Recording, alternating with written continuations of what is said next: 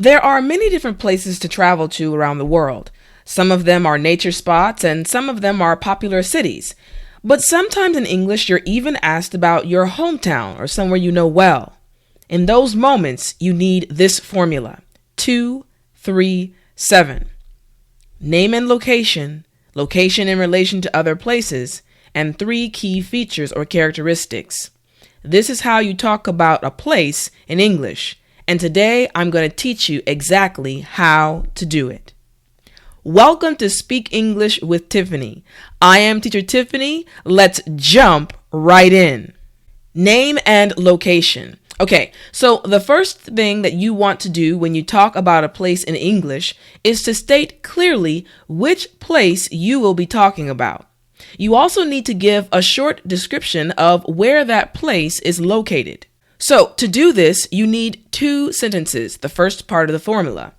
The first sentence involves giving the exact name of the place, and the second sentence requires you to tell where the place is located. This is New York. New York is one of the most popular states in America, and New York City is the hot spot or the popular city for people to visit from all around the world. This right here, what you're looking at, is actually the Brooklyn Bridge. And if you ever have an opportunity to visit America and come to New York, you must visit the Brooklyn Bridge. It's one of the oldest roadway bridges in the United States.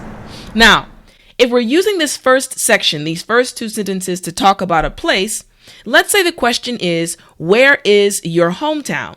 Now remember, we have 2 sentences for this section. The first one is, give the exact name of the place. And the second one is, tell where the place is located. So let's get started. Where is your hometown? The first sentence is, my hometown is New York City. And my second sentence is, it is located in the state of New York. So I have answered both of these sentences. But I want us to look very quickly at something in this sentence. It is located in ... So you can actually use this same sentence pattern when you are talking about a place. It is located in ... So remember that, okay? All right, let's keep going. Now, the next section is location in relation to other places. So the second thing that you want to do when you talk about a place in English is to explain where it is in relation to other places. You also need to give details about the distance from the other places. You see, this requires 3 sentences, the second part of the formula. Now, the first of these 3 sentences is to list 2 places that are close to the place you will talk about. The second of these 3 sentences is, give the distance from the first place. Now, don't worry, I'm going to explain exactly how to do this. And the last one is, give the distance from the second place. Okay, now, what you're looking at right here is actually Pennsylvania, or more specifically, Philadelphia. And this building right here is actually the Philadelphia City Hall. Now, Pennsylvania is near New York. That's why we're looking at this. Now, just to give you a little bit of history, Philadelphia City Hall was actually constructed from 1871 all the way to 1901. Yep, it took a total of 30 years to build this building. This is in Philadelphia. Now, if we're going to use this and move on to the second part of our answer, remember the question was, where is your hometown? This is how our response would look. Okay, remember there are 3 sentences. List 2 places that are close to the place you will talk about. So it says right here, Pennsylvania and New Jersey are not too far from New York City. Now, this is the first of the 3 sentences, but I want you to look at this sentence pattern. So you see here we have Pennsylvania and New Jersey. So this is 1 and this is 2. Remember we said talk about 2 places. So Pennsylvania and New Jersey are not too far from, and then we have New York City right here.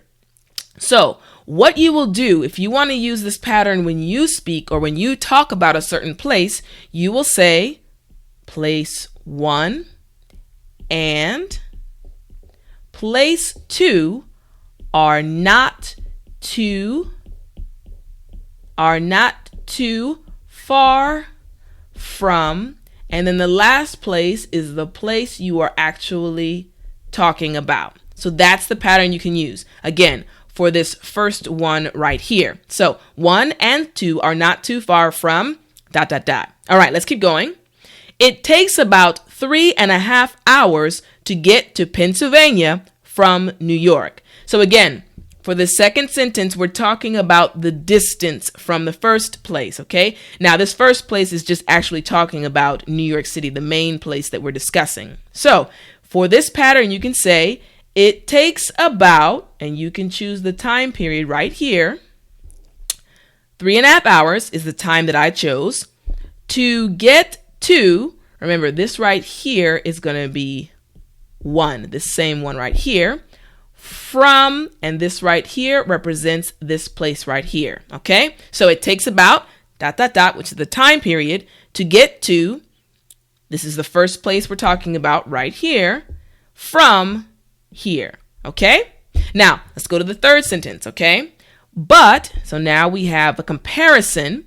It only takes about 2 hours to get to New Jersey from New York. So remember, the third sentence is also talking about a distance, but we kind of want to use a comparison. So we said, but it only takes about. So you can use the same sentence pattern, but it only takes about, and then you give a time period. This time needs to be less than this time, okay? All right, but it only takes about 2 hours to get to, this right here is number 2, right here, number 2, from New York, okay? Again, New York is the main place we're discussing. So again, these 3 sentences are a part of the second part of our formula, and this is how you can use these various patterns, okay? All right, so the next thing we're going to do is look at the 3 key features or characteristics. Now, the third thing that you want to do when you talk about a place in English is to give the key features or characteristics of the place you will be talking about. You should focus only on 3 key features or characteristics. Okay, that's very important. Only 3 key features, all right?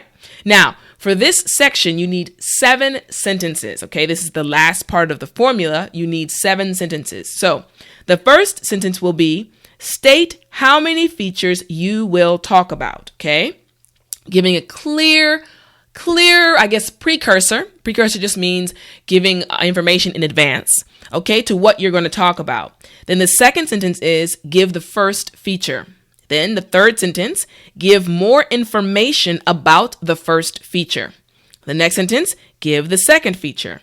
Next, give more information about the second feature, and then give the third feature, and finally give more information about the third feature. Okay, so this is actually, again, one of an examples of the street markets in New York City. You see, New York City is very famous for its street markets. People from all over the world come to New York to shop. They buy food, they buy clothes, and there are people from all over the world there. So there's many different cultures. Now, these New York street markets are some of the best outdoor shopping that one can do in America or in the United States. So if you come to America, you must visit the New York outdoor street markets, okay? So if we're going to apply this to the last portion of our talk, remember, where is your hometown? Remember, there are 7 sentences. So the first one is state how many features you will talk about. So I will say there are 3 key features of New York City. So you see what I did right here? There are 3 key features of. You can use this pattern. I was very clear and very precise when I said 3 because I said we want to state how many features, all right? So there are 3 key features of New York City.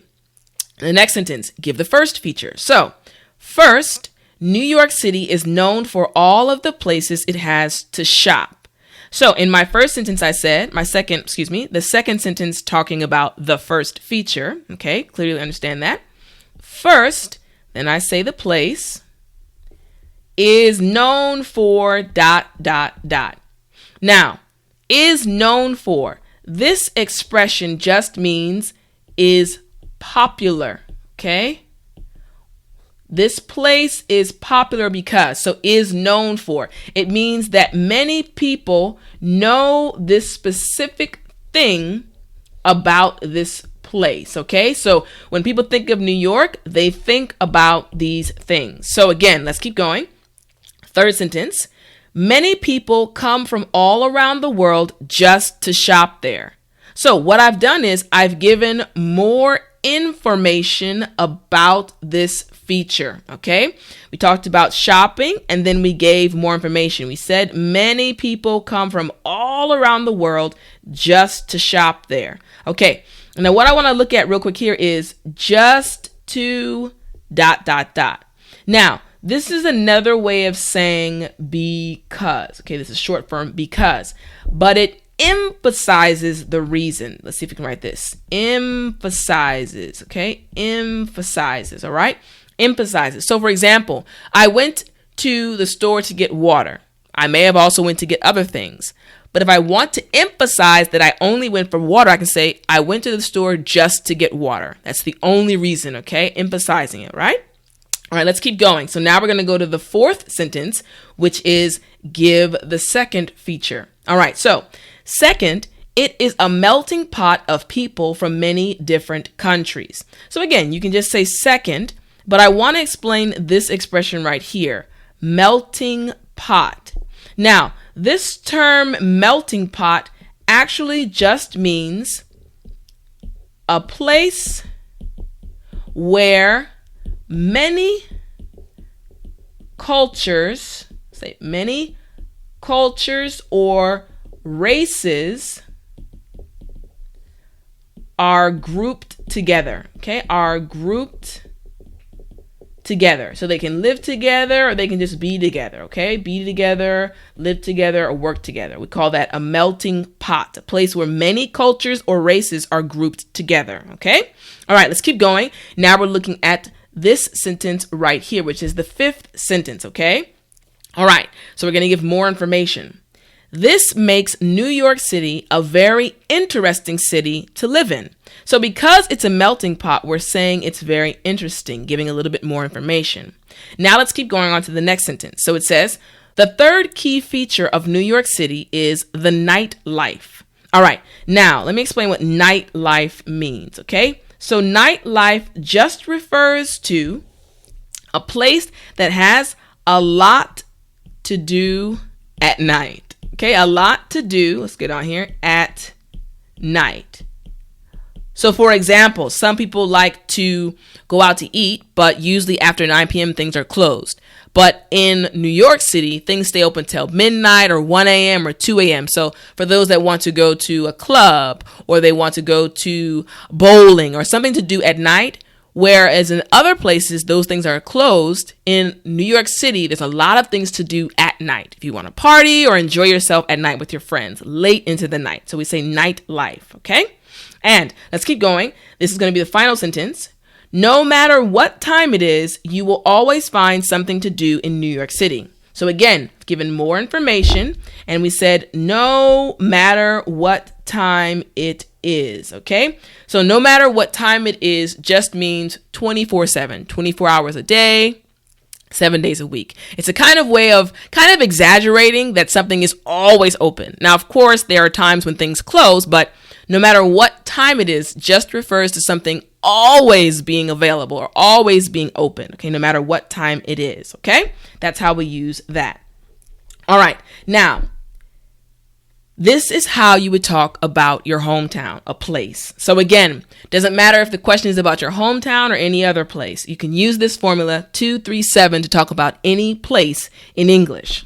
Now, if you have yet to receive your free ebook, you need to go to my website to get it. And if you want to get other ebooks, go to speakenglishwithtiffani.com/ebooks. And if you want to study my courses or study with me in my courses, go to speakenglishwithtiffani.com/courses. Look on the left side of your screen and watch my next English video lesson. And remember to always study English.